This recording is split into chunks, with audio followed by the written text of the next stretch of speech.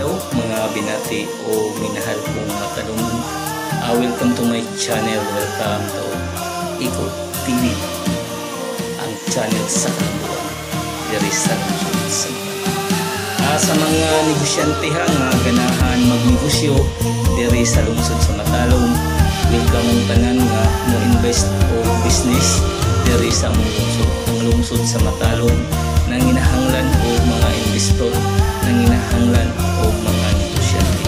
I hope daghang mga investor nga mo try sa pagnegosyo diri sa lungsod sa Matalom. Ako na ngayon po o naghahangyo nga tabangan sa advokasya ang pagpadaghan sa mga negosyante diri sa lungsod sa nya Matalom nun ato gayong hatagan o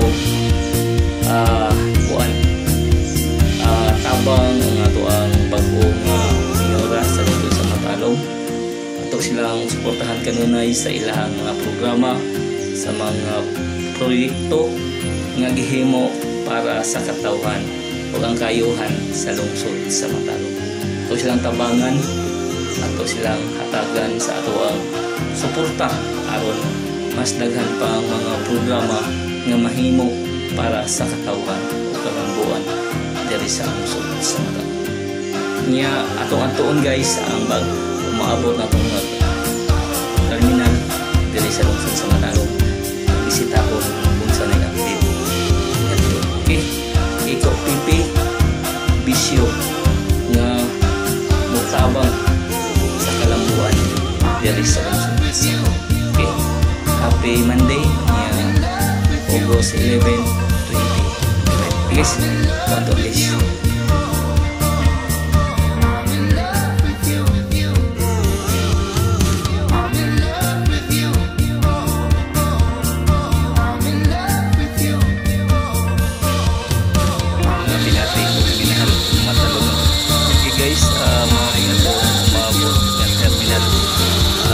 Sa lungsod sa Matalom.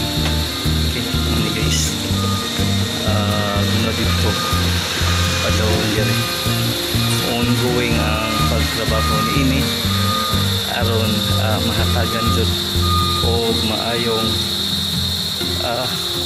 terminal pohon. Gamay pa ni siya pohon Matalom nun, pero importante nga masugdan sa programa dari sa lungsod sa Matalom.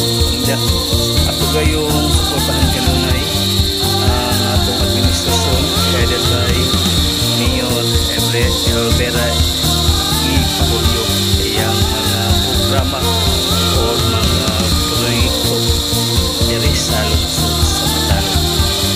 Okay guys, mga update sa ato ang umaabot na terminal